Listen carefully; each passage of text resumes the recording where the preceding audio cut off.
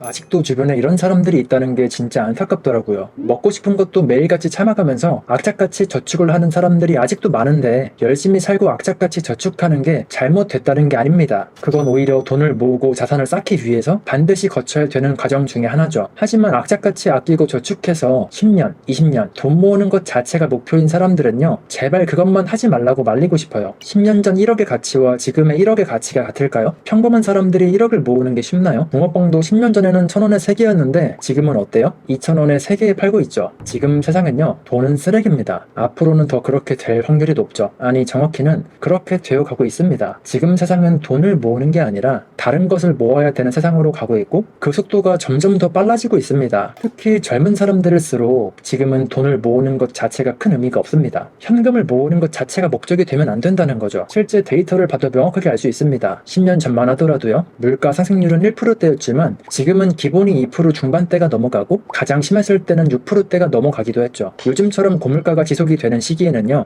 은행에 돈을 넣어놔 봤자 돈을 잃고 있는 거나 마찬가지입니다. 은행에 돈을 넣어두면 이자라도 주지 않냐라고 생각하실 텐데 대부분의 은행 이자는요, 물가 상승률보다 훨씬 적게 주고 있어서 이자를 받더라도 사실상 손해를 보고 있는 거랑 마찬가지죠. 심지어 인플레이션 말고도요, 또 다른 문제들도 있죠. 앞으로 5년간 500조 가까이 돈이 풀릴 예정이라 화폐 가치 하락은 확정이라고 보면 되고요. 거기에다가 환율도 곧 1,500원대를 바라보고 있을 만큼 원화 가치가 실시간으로 쓰레기가 되고 있는 것도 문제입니다. 환율이 진정되지 않으면 그게 곧 수입 물가 급등으로 이어져서 일반 서민들은 안 그래도 먹고 살기 힘든 세상인데 지금보다 훨씬 더 돈 모으기가 힘들어지고 그나마 악착같이 모으고 있던 돈의 가치도 훨씬 더 빠르게 쓰레기가 되고 있다는 게 문제인 겁니다. 그런데도 여전히 학교에서는 물론이고 부모님이나 주변 사람들조차 열심히 일해서 돈을 벌고 저축을 해야 된다고 가르치고 있는데 지금은 세상이 변했습니다. 예전 방식대로 살게 되면요, 평생 가난하게 살다가 죽겠다는 거랑 다를 게 없어요. 현금은 가만히 모아두면 가치가 하락하는 쓰레기에 가깝습니다. 한 조사에 따르면요, 2030 청년층의 금융 이해력은 60대와 비슷한 수준이거나 오히려 더 낮았다고 합니다. 이런 데이터를 봐도 알 수 있듯이 여전히 많은 젊은 사람들이 옛날 방식대로 무조건 아끼고 저축하라는 조언만 듣고 실천하면서 살아가고 있다는 거죠. 물론 연소득이 1억이 넘어가면 얘기가 다르겠지만 2025년 기준으로요, 우리나라 중위소득이 239만 원이라는 걸 보면요, 대부분한테 해당되는 얘기가 아니라는 걸 알 수가 있죠. 그럼 지금 시대를 잘 살아가려면, 적어도 나이 먹고 돈 때문에 비참하게 살지 않으려면 뭘 해야 될까요? 악착같이 저축을 하는 게 아니라 악착같이 자산을 모아가야 됩니다. 통장 잔고는 숫자에 불과합니다. 매달 100만 원씩 모아서 매달 100만 원만큼 부자가 된다는 건 부자가 될지도 모른다는 희망 고문일 뿐이에요. 시간이 지날수록 가치가 줄어드는 원화라는 화폐를 모으는 건요, 밑 빠진 독에 물을 붓는 거랑 다를 게 없기 때문에 시간이 지날수록 적어도 가치가 줄어들지 않거나 오히려 가치가 상승하는 자산을 모아야 되죠.